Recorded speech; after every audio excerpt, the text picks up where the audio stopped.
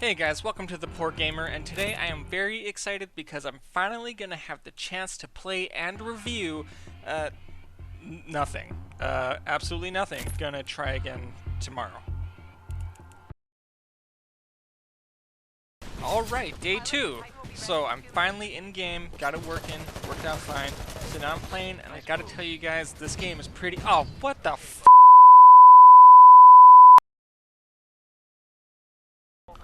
Okay, day 3, this is the one. I'm just gonna come right out and say it. If you're like me and you gotta seriously budget and consider your purchases and take available content into consideration, I would say do not buy Titanfall.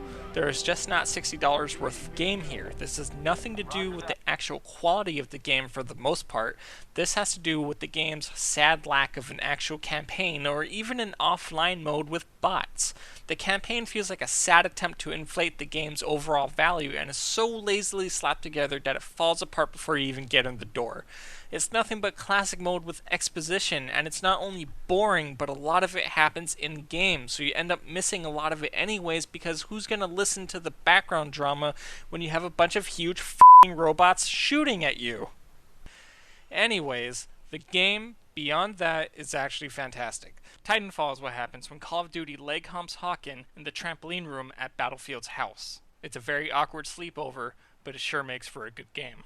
The game runs on a delicate balance of person on person, person on bot, and person on huge ass death machine from the sky. There are a variety of fun maps, although I felt they were sometimes a little too big. On more than one occasion, I found myself lost, cold, and alone. It really feels as though they had intended more players and adjusted the numbers but not the map sizes.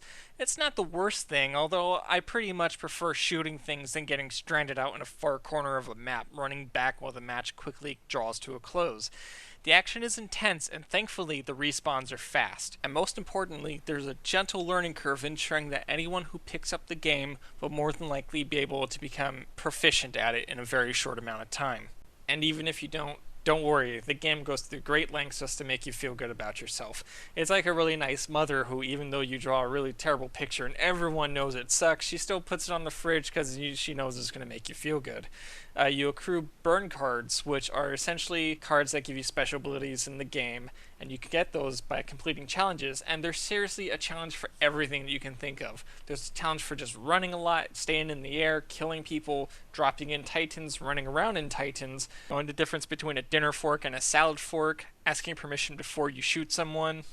Anything that you can think of, there's a challenge for it, and you're going to get a burn card for it. Don't worry, it's going to make you feel pretty good about yourself. This really is a step forward for multiplayer gaming, although the matchmaking is about as broken as it's ever been. Teams will often be 6 high-level guys against 6 medium to low-level guys, so unless you keep trying until you get something even, it's very easy to tell who's going to win before the match even starts. Although when you're in an even game, it's an absolute nail-biter. I really wish the game had an offline mode, so mistakes like this could have been easily avoided. It's not like they don't have the technology. A lot of those Modern Warfare games had bots in it, and you spend a lot of time fighting bot-controlled NPCs and Titans anyway, so why leave it out? This is where I think Respawn shot itself in the foot. I'm positive they were aware the campaign was crap and used it as filler to try and justify the higher cost.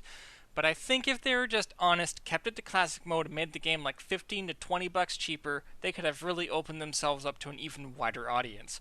I'm sure they don't care since the game is already the best-selling game of 2014 and doesn't seem to be planning on going down very easily, but that's the same low treatment of the consumer that I really don't like to begin with. Randy Pitchford did it with Aliens, Colonial Marines, and Duke Nukem Forever, and I kinda get it because these people gotta sell. The major game industry is so fickle that even Irrational shut down despite creating one of the best-selling games of 2013, BioShock Infinite. But I think change has got to come soon because the habit of creating half-baked experiences and selling them at full-baked prices is going to cause some major problems pretty soon. Oh well, you know whether or not you want Titanfall. If you want one of the best new multiplayer experiences around and feel that alone is worth 60 bucks, go for it. If you want actual meaty content beyond that, wait for a sale. If you're on the fence, wait for a sale. If you're under any sort of monetary constraint that, so say, you have to pay a bill, hey, maybe I want to play Dark Souls 2 or something. Seriously, don't worry. Just go get that game. Go pay your bills. Titanfall isn't going anywhere. It's fine. Sales come fast enough, and I'd say that at most, $40 is a much safer investment considering what it is you're getting when you buy this game. So does Titan fall or Titan fail? I say neither, and that instead Titan mostly rises, although it is another sad example of the abusive relationship between the industry and the consumer. But at least it's still mostly good, unlike some games.